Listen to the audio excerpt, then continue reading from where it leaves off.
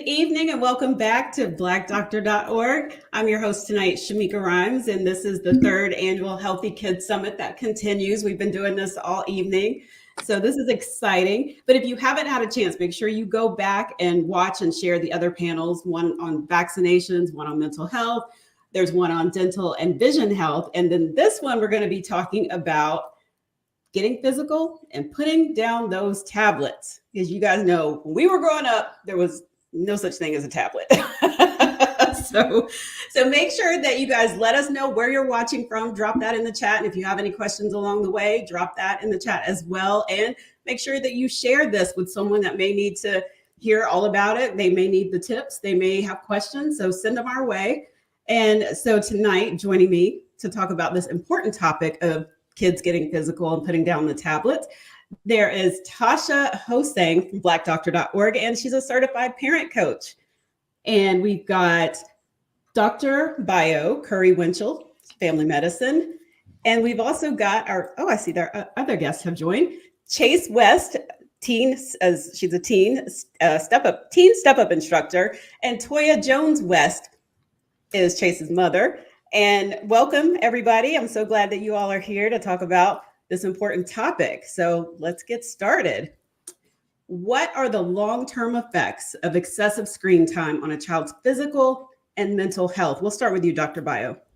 Well, first, thank you, Shamika, for just having me on. This is fantastic, and I'm just excited to share information and really highlight such an important topic that, as you mentioned, we often don't talk about, and it's this new wave of, technology that all of us on never had to deal with. So when we talk about what are the aftermath, what are the effects that are seen, we have seen studies show that the more screen time that some kiddos engage with, there can be this internalizing of not only what they're seeing, but also what their questions are, the things that they're not able to process. Because when you're on that digital device, who knows what's coming at you? And it's coming at a speed that is rapid. And we are not meant to have an extreme amount of information coming at us at a quick amount all the time. And I like to highlight just from something that I think everybody can relate to. So we all have heard of like fight or flight, or like if we're in danger, we're running, we're just trying to get away from something. Well, imagine if you have content or something that you're watching on a device that's coming at you as if you were running away. Your body is in this constant stress. And for kiddos, not being able to find that renewal or that relaxation piece can unfortunately cause different behaviors, different feelings that are not something that they're used to dealing with. So there's many things, and that's why I'm so glad we're talking about it. Well, how can a parent set realistic and healthy screen time limits without causing conflict? Because kids will get upset if you take away that tablet. I've seen my sister's stepkids do that. They will pitch a whole fit if you take that tablet. So what about you, Tasha? We'll start with you for this one. Yes, absolutely. So I am a mother of 3, so I am speaking from experience. I think it's really important to model, right? Like, and no, this is no judgment zone. I'm guilty of it as well. But I think it's important for us to talk about how we use our screen time before we even jump to them. So even on the days where I'm like checking emails, and I'll say out loud, like, man, I've been on my phone a lot today. Let me take a break, right? Like I'll say that out loud to kind of model that behavior. Certain things that we can do is like, set boundaries, and you don't have to be mean about it. Just like, listen, tomorrow morning, we're going to go to the park at 9 a.m. and we're going to leave the tablets home. And, just kind of set that expectation. In our house, we only can use screen time on the weekends. During the week, we're doing homework, we're doing sports, we're doing all the things, but that connection when you take it away is so important. So I always go, like I have a 7-year-old. And so a minute or two prior to me taking the tablet away, I'm like, oh, that's really cool. Is that a castle? Or, and I engage, and then I take it away. Because there's a real dopamine kind of drop that happens, and to be realistic, it's hard for them. And so I think it's important to not let them feel alone, right? It's the aloneness after all of that coming at them and then they're alone. So, I make sure I'm the bridge there to kind of join their world and then bring them back into reality. I love that. I don't know. Let's see. Yes, Toya's there. Toya, can you tell us how, as a parent, how do you set realistic and healthy screen time limits to avoid conflict? Well, since we're back in school, we don't use the phone or any social engagement during the week.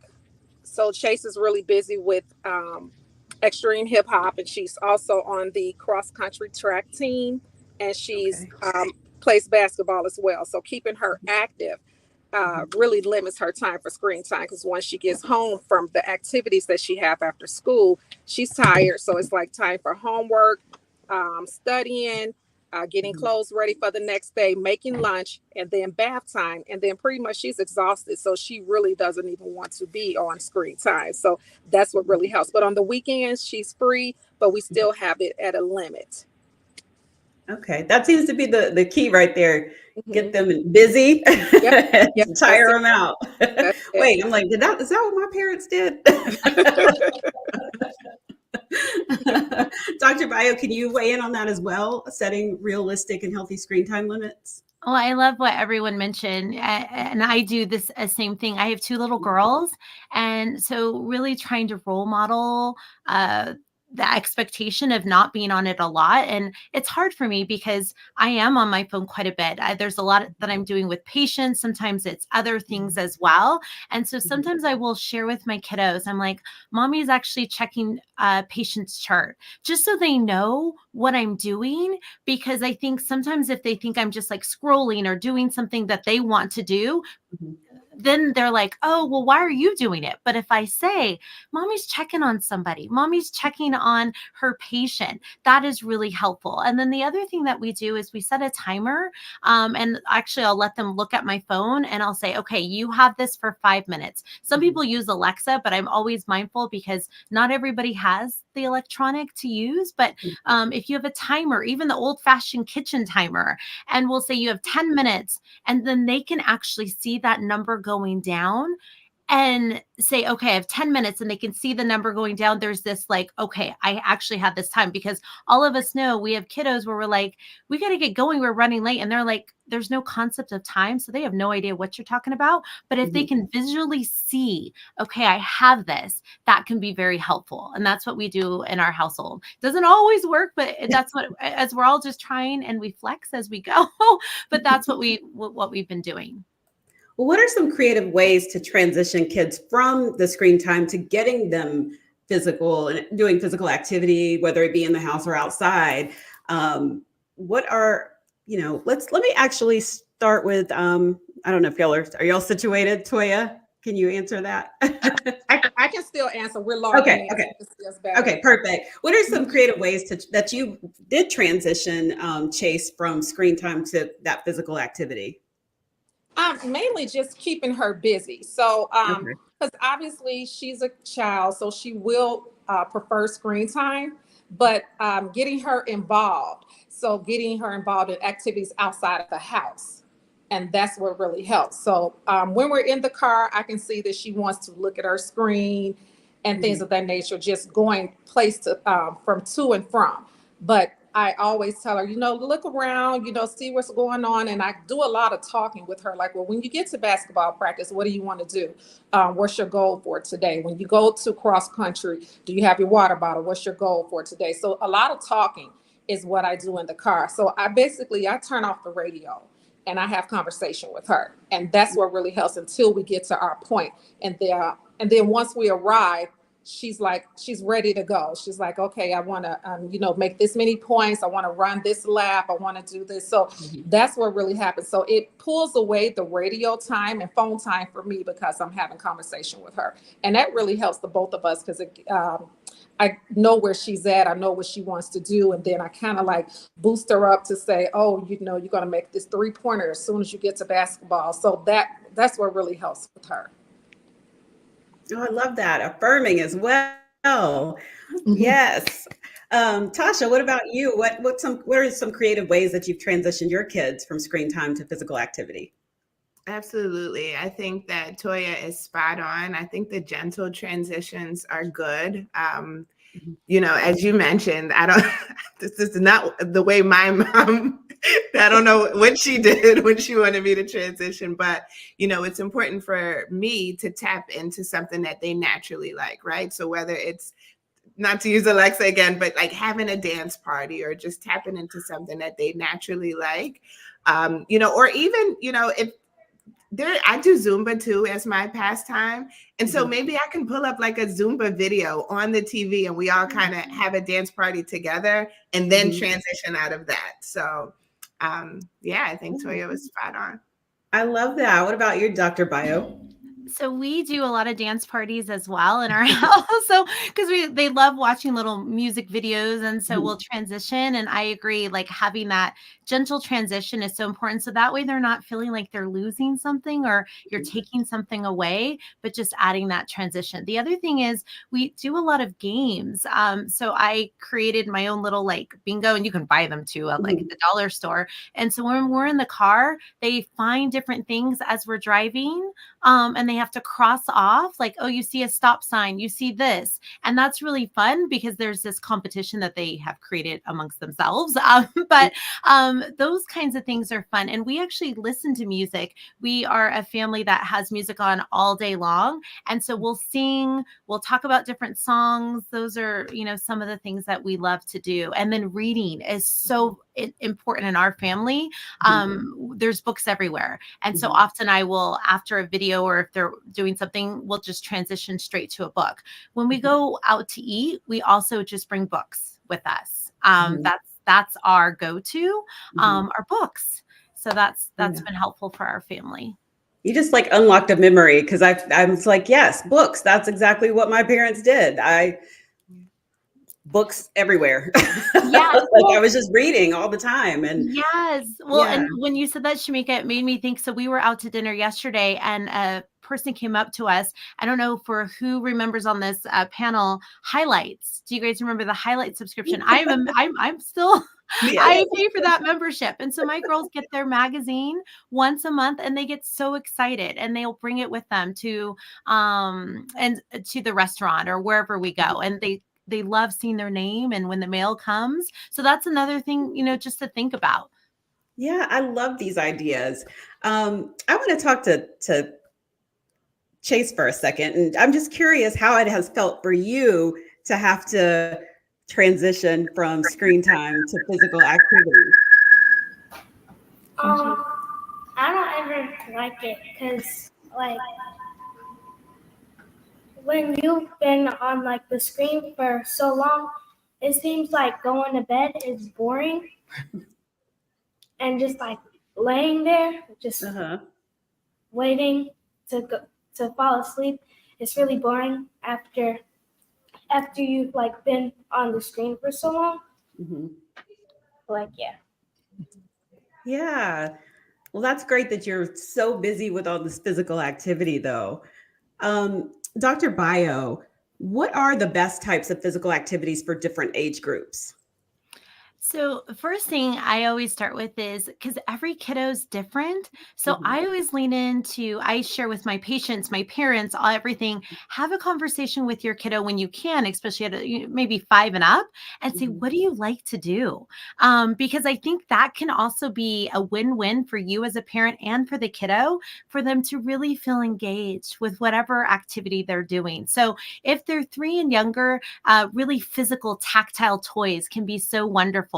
And even for infants, of course, we know there's so much that you learn from touching and in their mouth and so forth.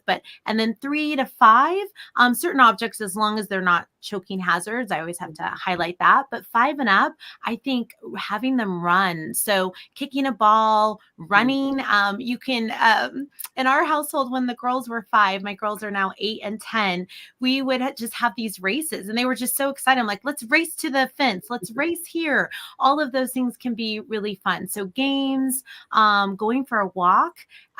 What we do in our household, so often you hear about having conversations, of course, in the car and during dinner. dinner. One thing we've done is we'll have a conversation while we're going for a walk after dinner. And it's been really neat because it's almost as if that change of environment from the home to walking sparks a different conversation. So just walking, and the things that sometimes as a mama, and I'm sure everybody here has experienced this, you want your kids to share with you, but sometimes when what they share can be heartbreaking, but you're so grateful that they told you.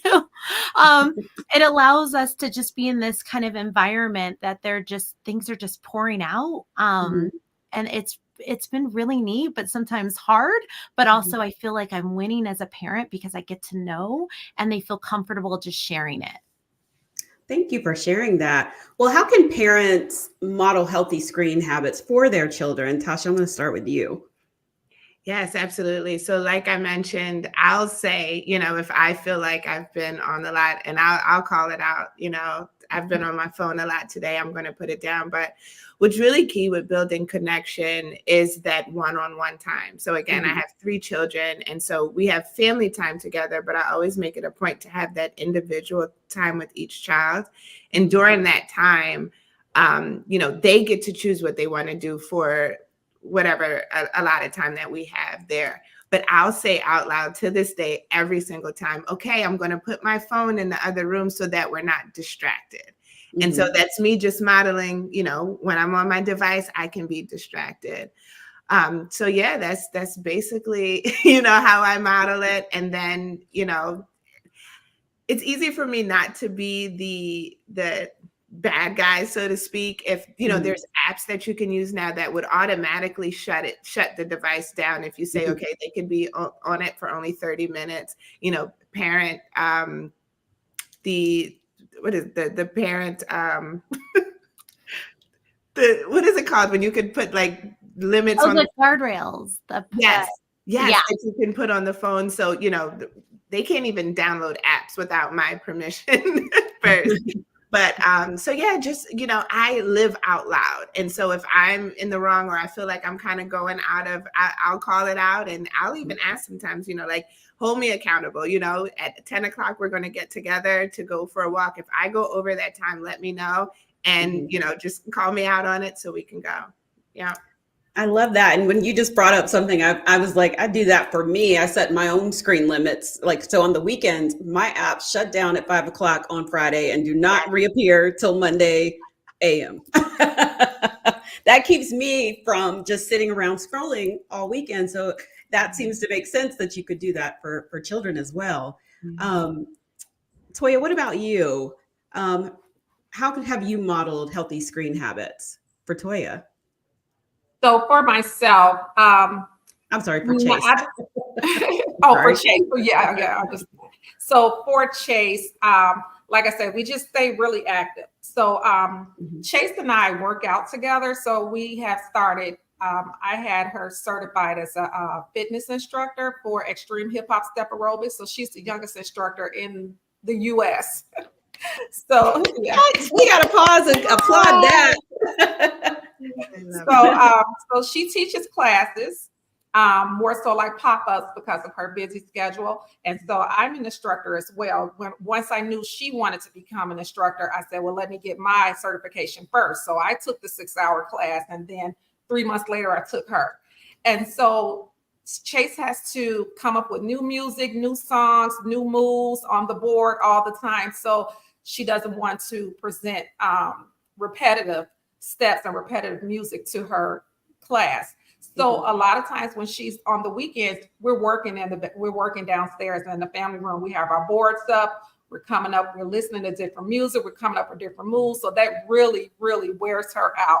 So that's what we do that for about maybe 3 hours Friday, 3 hours Saturday, 3 hours Sunday. And then she goes to classes as well. So the classes that I go to, we go to other people's classes. So keeping her just really, really busy. And now that I mentioned, when school started back, she's back on cross country, basketball. So she's really busy. And I think keeping her, I don't want to just like seem like I'm just making her work out all the time, but she's just really busy with things that she loves to do. So she selected these activities to get on. So a lot of times the practice takes up the screen time.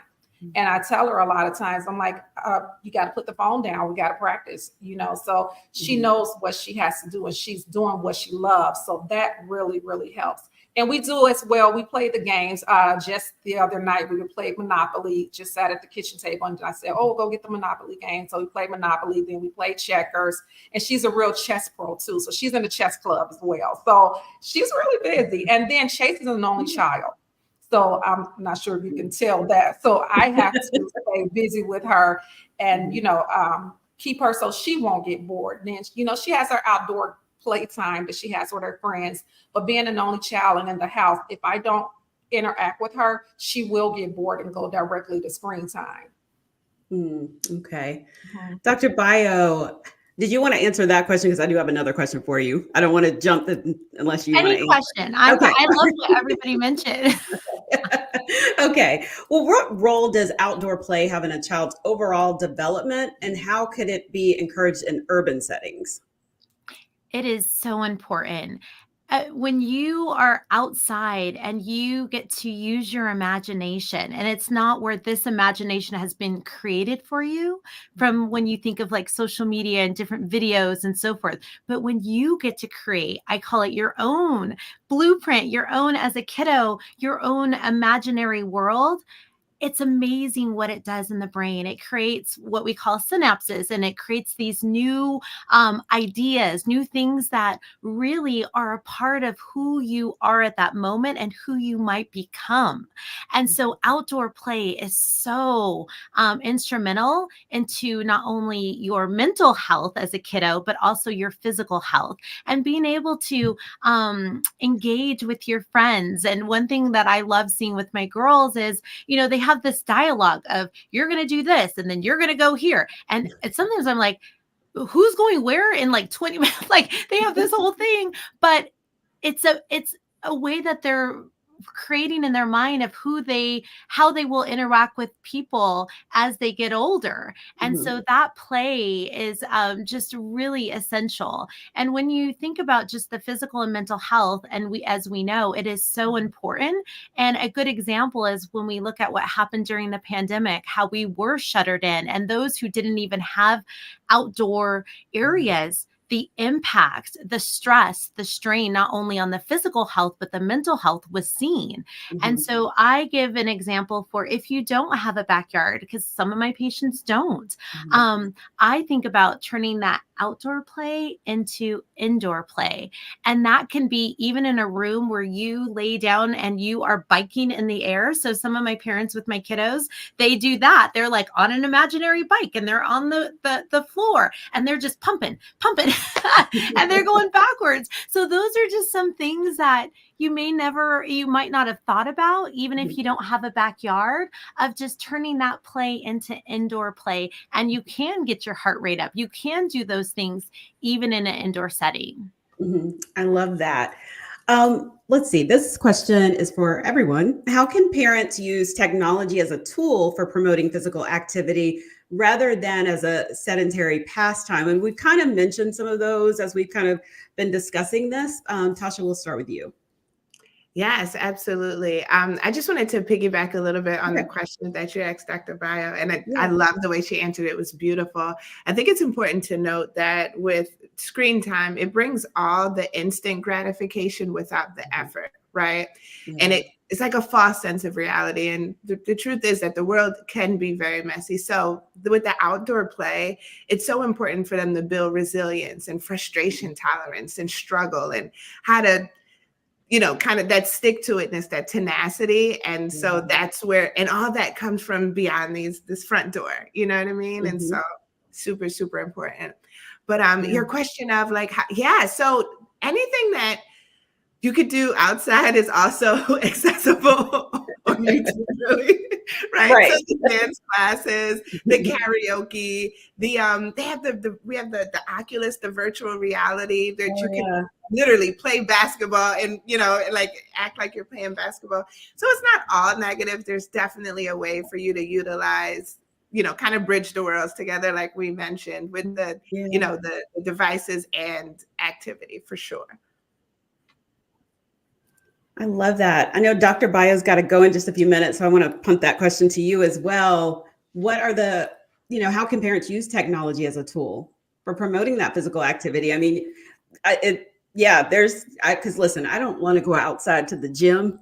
So I'm in the house with YouTube doing the dance workouts. I just bought some pom-poms and I'm in here reliving childhood doing cheer routines. So And I love that. And I prescribe that. And I'm like, yeah. So one thing that I didn't mention for a lot of people who know me, I actually prescribe music. Like I write it down. I'm not just saying I verbally, like I'll write it down for music, dancing. I'll put it on and I still have prescription pads and I will hand it to my patients.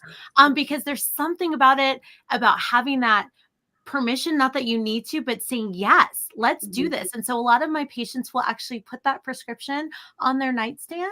And it's a lovely reminder to get physical activity, also to just give yourself grace.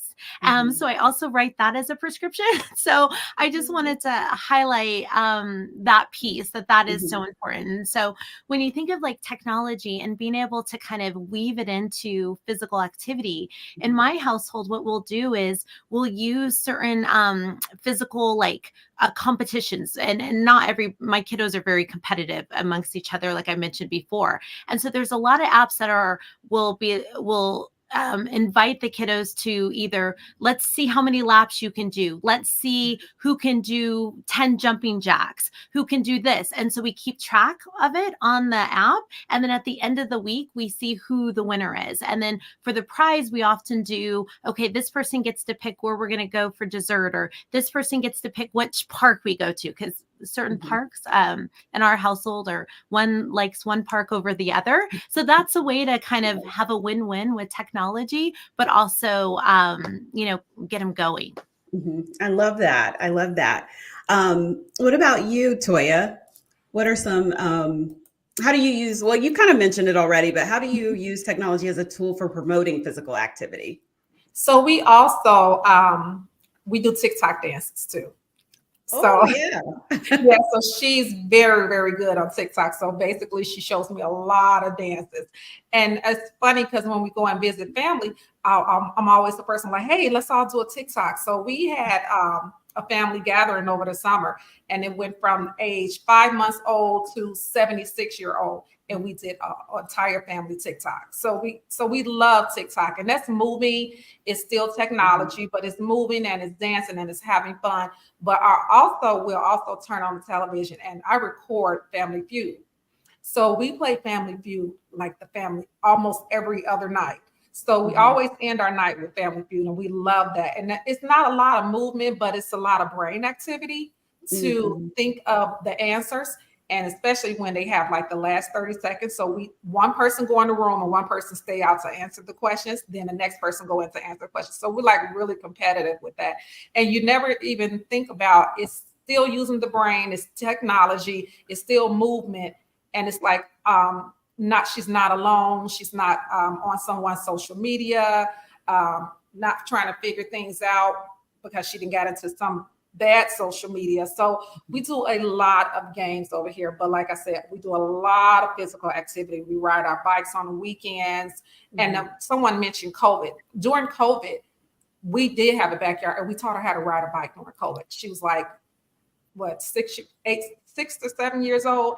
And we never thought about teaching her how to ride a bike, but it was nothing else to do. So we taught her how to ride a bike in like 3 days. So COVID wasn't all bad, because it kind of helped us bring things together and get together with our daughter and involve her in more activities. So the three of us love bike riding. So we do that a lot as well. I love that. I love all these like different ideas. These are amazing. I know you have to go, Dr. Bio, so I want to thank you for joining us. Very nice. And and giving us all your expertise. So thank you again for coming on and taking the time to chat with us. Thank you for having me. And one more little thing I was going to share. We have a free, it's called Jordan and Jalen's Book Review, and we highlight Black authors.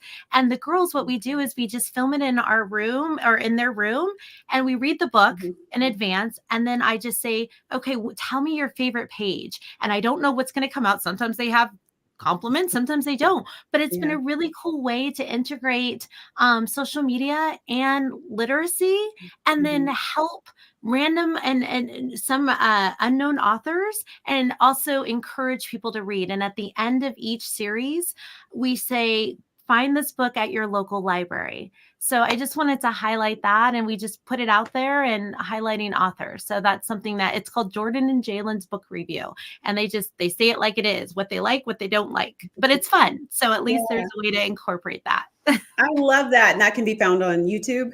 It can be found on YouTube. It's on Instagram, TikTok, all of them. And yeah, and each author is a Black author. And each author has actually sent a response and said, thank you, Jordan and Jalen, for your book review, which has been really neat. And I don't, like I said, it's quite raw on that we're like doing this, and I don't know what they're going to say. And it's been really neat. So, oh, I love that. Thank you for sharing that with us. Thank you. Thank you. Let's see. Now I've lost my place. Okay. Let's start with Tasha. How, as a parent, how do you deal with pushback from your children when you are trying to reduce that screen time? Like, is there, do you have like a rule of, okay, you talk back and don't turn off the screen time, then, you're not going to see this tablet for the rest of the week? Or what kind of like rules do you have in place? Right. So listen, by far, my number one job is to keep them safe. Right. And so, and they know that, and I say that to them all the time. And so we set boundaries, and they get it. Right. Like, and as a mom of 3, I'm busy. And so it is easier to just say, take the tablet so I can get the laundry done and the dishes done. Like, I get it. But, we set firm boundaries, and it's just like, listen, at 7:00, I'm going to take the tablet away, and you're going to get in the bath, and then we're going to start transitioning into bed. And that's what it is. But then what's really important is I actually move the device. So I don't leave it there in front of them. If you have an alcoholic, I wouldn't have alcohol just laying around the house. Like, let's make it easier for them. So it's the boundaries, and, what's really important is for you to believe that it is possible, right? Like, you have to believe that there is life outside of it. And I think that makes a really big difference in just really living and sitting in your why. So before we even started the transition, I wrote, why is it important for me to kind of pull back on the screen time? And so whenever I feel like it's a lot, or the parents that I coach, go back to your why, and it'll help give you that strength. And so and one last point, from the parents that I do coach, I find that the kids that have a little bit more trouble with self-regulation tend to get more screen time, right? And then like the cycle continues, because it's like, okay, I'm not dealing with that right now. Let's just give them the screen time. And so nothing ever really gets fixed. They don't really learn how to self-regulate or, kind of broaden their imagination if that keeps the screen time just keeps getting pushed down. And so I would say little by little, let's just, even if it's 5 minutes less, and then, in 2 weeks, we may cut it down another 3 minutes or whatever it is, but it's never enough. Even if, can I get 15 more minutes? And you say, okay, in 15 minutes, they're going to ask for another 15 minutes. So it's important to set the boundary, whatever it is, you know your household better than anyone else, but stick to it. Yeah. And that's how we do it. So. Okay. Those are great tips. Cause I'm thinking, cause sometimes I catch myself, I'm like, there's nobody here, so I can hop on Twitter or wherever I want to look just for 5 minutes. It's like, no, like just leave it, move the phone and don't touch it. Toya, how about you? I'm sure you don't get any pushback from Chase, right? Every day is, can I get 10 minutes? Can I get 10 minutes? So we have a time that we stop. And she pretty much asks for 10 minutes. It's always 10 minutes. She never says like 20 minutes. It's always 10 minutes. So what we do, we set Alexa. And a lot of times I give her the 10 minutes because I know she's done like so much, and she really just had her little time for screen time. So I normally say yes. Am I correct? Yeah. So I normally say yes. But we set Alexa. And when Alexa goes off in 10 minutes, she never asks for it any additional time. She just don't do it. So I Wow. appreciate that. And she Yeah. automatically plugs her phone up in my room. So even if it's in her room, she doesn't go back to it and try to sneak or anything. She just doesn't do it. She like really appreciates the extra 10 minutes. Mhm. So she'll plug it in my room, and every now and then she'll plug it in her room, but I guess she doesn't want to see it, so she'll charge it. When I say plug it up, she'll charge it in my Yeah. room. But it's always, can I get 10 minutes? I know she's going to ask almost every single time. So, but I give it to her because I know, she deserves it. Yeah. And she's a really good girl. So, I just go ahead and give it to her. But I do get the pushback. So I know sometimes when we come in, I go, don't touch the phone. She has her own phone. I said, don't touch the phone. Let's take your bath, make your lunch for tomorrow. Let's get dinner ready. And so we do a lot of things together. Like we do laundry together. Like she totally knows how to do laundry. So we do laundry together. We go to the movies together. And a lot of times I'll say, let's put down our phones. I just did this on Saturday. The three of us, my husband, Chase, and myself. I said, let's put our phones down. Let's watch a family movie. And we did. So then the next day I said, let's watch another family movie. And we did. So that's what we did pretty much this weekend. So those are a lot of times that I can get everyone's phone to put everyone to put their phone down. And she's good with that because she doesn't see us on it and we're telling her to put it away. So most of the time we tell her to put it away, we're putting ours away as well. Okay. Chase, what are you doing with that extra 10 minutes? I watch as many videos as I can. I love it. TikTok. And TikTok. Her favorite. I feel her on that. I give myself 10 more minutes. 10 more minutes. Yes.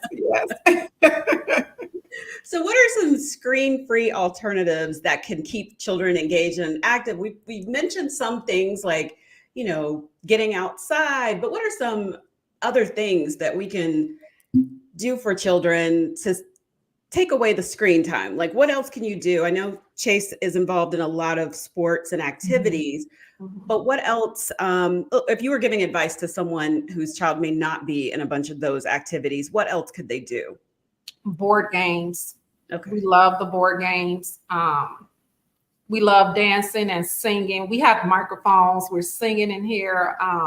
Just a lot of those things are like really fun with kids, and simple board games like Monopoly or Bingo, things that they can get excited. Uno. So we do a lot of that. And like I said, we do a lot of, the family movies as well. So you really have to, when I feel this way, when I take away her screen time, I have to do something with her because she's just going to get bored and call my name 100 times. So I pretty much come up with a plan when I say, oh, we're gonna put our phones down, but then I'll say, because we're gonna watch a family movie. We're about to play Family Feud. So something that's always fun, and I make laundry fun as well too when we do laundry together. So when we hang things up, I'm like, okay, let's see who hangs their clothes up the neatest. So it's always a plan. Always have a plan. Okay, I like that. I'm like, I might have to try that because I didn't know laundry could be fun. What about you, Tasha? What are some screen-free alternatives that can keep children engaged and active? Absolutely. I think Toya was spot on when she said that, when she reduces the screen time that she has to make, she makes up for it with that connection. And it really is so important. I noticed when I started to limit the screen time and focus on that one-on-one time. So again, 3 children. So my youngest, he just turned 7. So he's really into, again, you are the leader of your own household. So what's age appropriate for my kids, other people's, houses may be a little different, but so he's really into anything that involves running and Legos and, he's actually gifted. And so he does math a lot faster than even I can do in my mind. So I have to get creative on ways to keep him mentally stimulated. And then my daughter, so she's 12. So she's into the TikToks as well, but but dancing, it doesn't have to be recorded. So that's exercising, the team sports. She's into taking walks and looking at the sunset, and her love language actually is physical touch. So she's okay with me just snuggling with her and rubbing my fingers through her braids while we're watching TV or a movie. And my son, he'll be 15 in a couple weeks. And So he's really into the arts. And so he's a Libra, not that that matters, but all things beautiful. So he'll look at the sunset and really nice buildings and art and sculpture. And so, you know, he's into things like the museum and just watching the sunset and, you know, just taking walks. And it's really beautiful to really tap into their world, right? And see what they like and kind of build out from there. And so I love these suggestions. yeah. I wanted to ask Chase a question. What advice would you give kids that are giving their parents pushback on that screen time? Don't, because you'd rather have time at all than have no time to watch it. And like if you do, then they'll probably give you no time, and then you'll want that time back. That is great advice. That's great advice. So I'm going to go back to you, Tasha. How can schools and communities work together to promote physical activity among children? Because I don't know if it's, you know, I remember growing up and there was recess. You know, you go outside for however long. And then we also had, you know, even in elementary school, we had PE. Yes, absolutely. So this is the first year, and I'm in Florida, but this is the first year where they really like put their foot down on the no cell phone policy rule. Like if you get caught, they're calling security. And initially I was, well, you know, because of school shootings and stuff, the kids were a little nervous and they were like, well, what if something happens? And so we talked through it. But after we got through all of that, you know, it's actually been so rewarding. It really has. And I think because they're just so addictive, right? And they're meant to be, right? Yeah. And so when they come home, it's not the first thing that they grab because they're kind of used to not being on it all day. You know, they're focused on school. They can, you know, they want to talk about things that they did in class. And so I think that's good. But the clubs, I think it's a great, especially for families who really don't have the money to invest in like additional stuff outside of class. So there's the Urban League, there's, you know, team sports, there's just get involved and, you know, there's multimedia clubs and different clubs that you didn't even think would exist. It's there. And if it's not, listen, be that person to create it. There you go. But yeah, I think they may be onto something with the no cell phone policy and, you know, working together with parents to see what's best for the kids. Yeah. Do you have any thoughts on that, Toya, how schools and communities can work together to promote physical activity? I love the clubs. Like I said, she's in the chess club. And what was the other club called? The media club. Okay. So she learned how to play chess during summer camp. And then when her school offered chess club, she immediately got on there. And then each year they automatically were putting her back. And so she's really good at chess. I don't know how to play chess, so I can't wait for her to teach us. But those type of clubs really, really help kids because I noticed that she'll even play chess on her iPad. Like she'll just pull up chess and start playing. So things of that nature. When they're on screen time, sometimes they're doing something really productive. And Chase is like a big reader. So yesterday I was telling you our power went out with that big storm. And so I had to go to the library to work so that I can get on the internet. And she went with me. So after she did her homework there on her iPad, she immediately started grabbing books. And then they had some type of scavenger hunt set for her. They just involved her in it. So things like that, like you can go to the library, it's free. So I don't know if you still do that, but we love the library. So we go all the time. And if you mention library, she gets excited, very excited. She sits there and she reads, but they always, when they see children there, they always have something for them to do. So it's a lot of free activities that parents can do outside the home and inside the home. You just have to engage yourself, and it's really good. So I really do, and I really do like the clubs at the schools. They're really great for kids. That's a good point. When I was at the library, I just wanted a change of scenery. Went to the library the other day to just work, and I noticed they have a whole kids section, but they also had a lot of flyers of different activities going on. So that's a great point. And then clubs, because you know I was always signing up for some club, and then my mom's like, we gotta do what? But it kept me busy. So I think it's definitely a a plus to look into the clubs at school, and other organizations like Tasha mentioned. And so, yeah, those were great ones. So what are some daily routines or habits that families can adopt to naturally limit that? I know we've mentioned some of those, which is, staying busy as a family, but what else could there be, say there's, I don't even know. I was getting ready to just make up an example, but does that question make sense? What are some daily routines or habits that you can adopt? Tasha, we can start with you. Yes, absolutely. So in our house, we try not to do screen times during dinner. There's just like certain blackout times where and I'm talking about me and my husband. So the kids don't have it during the week, but I like the idea of, Dr. Bayou mentioned it, and that's something that we do too. Like, so daily walks after dinner, right?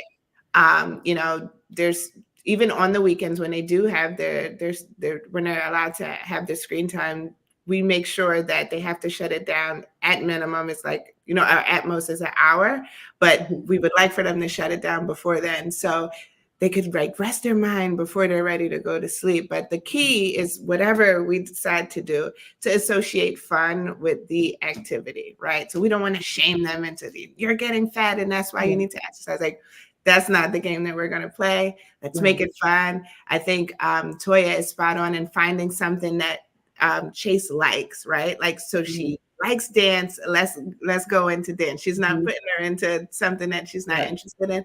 And I think that's really key, to make it fun. And so it doesn't feel like work, just like us, when we want to exercise, we want to do it in a fun way. Right. And so I think that's super important. Are there some other ways that you, or advice you have for families or parents that are wanting to try to adopt to naturally limit that screen time? Toya? Yeah, I think, kind of like structure. During the week, we know, we're busy. So we know we have to get the lunch together. So, she'll make it. And then I'll say like, what's some good things that you like for lunch? So let's go walk through the grocery store, and pick out some good items that you might like. And sometimes if she say like, oh, I want this ice cream, I don't try to deprive her because she's a kid, but I will say, didn't you have ice cream yesterday? I'm like, let's try a banana today, and I'll eat one with her. So, I won't just say, well, I didn't have ice cream, so I can have it today. I'll eat a banana with her. So, and we do, we move a lot, and I do like that, but I can find us sitting a lot. And if I see that we're sitting too much, that's when I'll go because she loves riding a bike. So I go, let's go bike riding, or let's jump in a trampoline, something fun. But a lot of times, with her being on sports at school, a few of the kids that's on the block, they'll come down and say, hey, you got your basketball court. If you want to play basketball. So she'll go out there, and my husband will go out there, and I'll grab a chair. So we still make it like a family thing, even though I'm not actually playing basketball. He'll play a few games with him, or then he'll sit down. So a lot of times when you're active, and you're active at a school, and you have school kids around you, sometimes they can come out and get you active as well. So I do notice that, and they'll go bike riding with her, and she wants to walk to the bus now for school. So that's some more exercise. I used to take her, but she's like, I want to catch the bus with the kids. So we walk to the bus stop every morning. So, things of that nature. She doesn't even know that that's activity, but it's still her up and moving all the time. So, and it has me moving because I could actually see her to the bus stop, but I take that walk as well. Then I walk back. So it's just doing a lot of things with her that's engaging her. And then we do have our downtime, which is good because we'll lay down and watch a movie. So I think her physical activity is mental and physical, as well. So a lot of things you just do with them. So, and that just cuts down. I could, because I tell her, I didn't have that type of screen time. I didn't have a phone back in the day, and she always said, oh my God, your life was horrible. And I'm like, it wasn't. We grew up in the dark ages. She always say that. I'm like, no, it was great. It was so much fun. So, I just have to show her how I had fun. I went outside, I jumped rope. I rode a bike. So I do those things with her and just say, see, wasn't my life fun? And she doesn't even think about her phone when she's outside. Yeah, I love that. Yeah. You just brought up a good point about kids in the neighborhood. Like, I think that's another way that, I can remember somebody had a ball, then everybody starts to come outside and like, oh, can I play? And then there's a kickball game, or like you said, basketball, whatever game somebody comes up with, and you're still running and doing all the things. Or if somebody's got a jump rope, like, hey, I have a jump rope, let's double dutch. Like, there's all kinds of activities. Chase, what's your favorite activity that you do? Basketball or volleyball. Those are good ones. Those are good ones. I know we're running out of time, so I'm gonna let's see. I'm gonna ask one more question for you guys. How can parents make physical activity fun and appealing for kids who are resistant to it? They do not want to get physical. They just want to sit there with that tablet, iPad, whatever. And then if you take it away, they still just want to sit there. How do you make it fun and appealing, Tasha? Yeah, so I just want to start off by saying size matters, right? And so the bigger the device, the better. And so TV is better than tablet, and tablets are better than cell phones, because everything's moving so fast, right? And so we have to consider that the brain just wasn't built to have so much stimulus at one time. And so even if there's a show that, they like to watch on a cell phone, could we maybe suggest putting it on the TV and pulling it up on YouTube just to make it bigger, kind of open up the world a little bit so the focus isn't so big, And I see Tatoya like, yeah. And so, it's just, we have to find creative ways to kind of open that up, and like, can we get involved and then naturally kind of pull them out of it, and so it's just, I see that you had mentioned, it's important to mention also with sleep, right? That's really important. And so that calm down, that dopamine crash that happens when you pull it away. Sleep is super important for mood, for focus, for energy levels. And so to keep that in the back of your mind, to like, if you limit that, make it fun, like physical activities, they get to sleep better. Listen, my girl Chase over there, she looks well rested, skin is shining, she's getting her rest, her exercise. Like, I want to be Chase when I grow up. She is a living model. Right, me too. Same. Well, that's a great point, though, that you brought up, that being able to have that downtime in between after you've done all that physical activity, and then so you're not.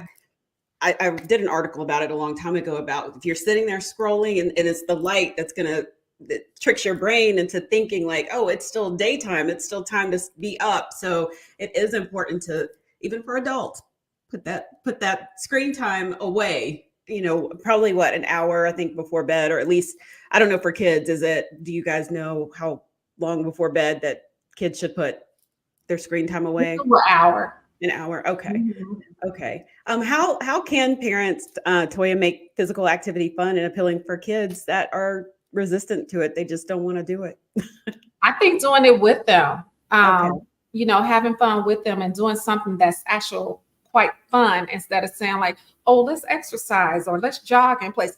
Thinking of doing something that's actual really fun, maybe like say, oh, you want to go outside and play tug of war, just you want to learn how to jump double dutch, or do you want to ride a bike? And kids that just don't want to do it, whatever you do with them, I think it makes it more fun.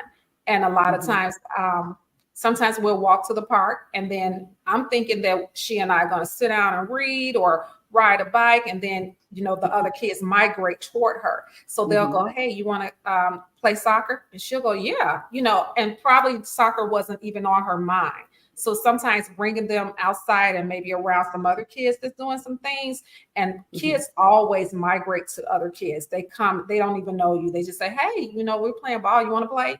And 9 times out of 10, that kid will go over there and play. So you just sit back and say, oh, they're getting some activity, they're moving, so that's a lot of the some of the good things that I noticed as well that can really get your kid acclimated to moving. Just have them around other kids that are moving, or just go for a walk and a talk, and before they know it, they've walked almost a mile. I love these ideas. Well, for our final thoughts, is there any other pieces of advice that you have for parents to help their kids get physical and put those tablets down, Tasha? Yes, absolutely. And it's just to believe in the possibility, right? Like you can do it and it will be hard. And we know all the things, we got stuff to do. But if we think of the why, right? Like actually write out your why and come to it when you're at those moments where you're like, I'm not dealing, just let me give him or her the tablet. Just you have to believe it first, for your kid to be able to do it. And it is possible. And it's so rewarding once you're able to commit. Well, when would they come see you, the certified parent coach? Anytime, Chase does a lot of pop-ups. She actually has one September 28th in the South Suburbs in Madison. So, and to make it more fun, she always add a theme.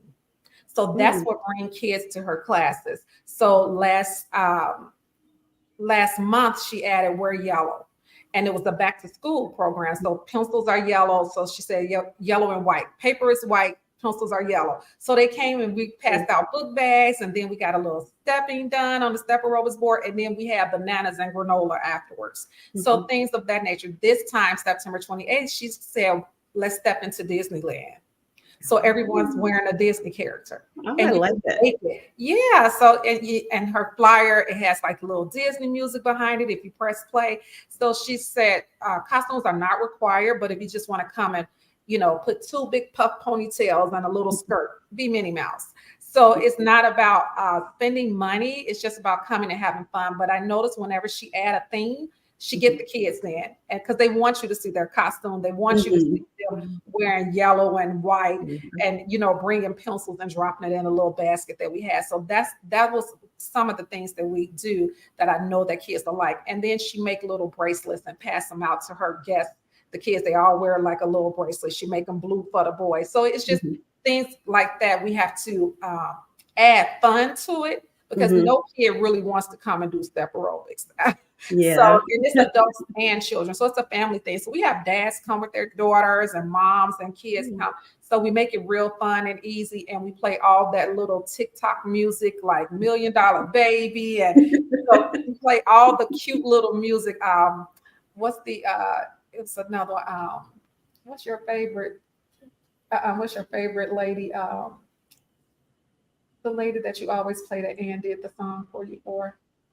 Oh, Taylor Swift. So we play a lot of Taylor Swift because she's a Swiftie. So a lot of that. So the kids are like singing and moving. So that I did notice that when I add a theme to her events on the flyer, that's when the kids come and they're like so ready to, I love that. I love that. Before we go, Tasha, how can people find you if they want to work with you, since you're a certified parent coach? Yeah, absolutely. So my Instagram is Tasha_Hosang. So one word, HOSANG. So TASHA_HOSANG. And all my information is there. And I'm always pushing out content too. So you don't have to sign up for my course or anything. Just if you go on, you'll learn some things or not. Either way, I'm good. I have had so much fun talking with you, both of you, and this has been a great summit. It really has been. I've learned a lot, and I hope everybody watching has too. I want to thank both of you for joining me. This has been amazing, all three of you for joining me. And for everybody else, if you haven't had a chance, make sure you go back and watch the other panels that were like earlier this evening. There was one on vaccinations, one on mental health, one on dental and vision health. And then, of course, you can run this one back too and get some great ideas to take away those tablets or take away the screen time and get those kids out and active. So for more information and other articles, especially around these topics, head over to blackdoctor.org. So thank you again. Thank you, Shamika. You were amazing. Thank you. Everybody have a great night. Thank you.